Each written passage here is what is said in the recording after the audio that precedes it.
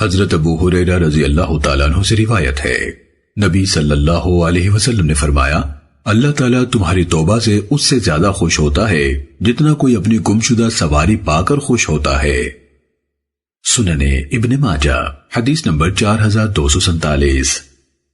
حضرت ابو ہریرہ رضی اللہ تعالیٰ عنہ سے روایت ہے، نبی صلی اللہ علیہ وسلم نے فرمایا، اگر تم اتنی غلطیاں کرو کہ تمہاری غلطیاں آسمان تک پہنچ جائیں، پھر توبہ کرو تو پھر بھی اللہ تمہاری توبہ قبول فرمائے گا۔ سننے ابن ماجہ حدیث نمبر 4248۔ حضرت عبداللہ بن معقل رحمہ اللہ سے روایت ہے، انہوں نے فرمایا، میں اپنے والد حضرت معقل بن مقرن رضی اللہ تعالیٰ عنہ کے ساتھ حضرت عبداللہ بن عمر رضی اللہ تعالیٰ عنہ کی خدمت میں حاضر ہوا۔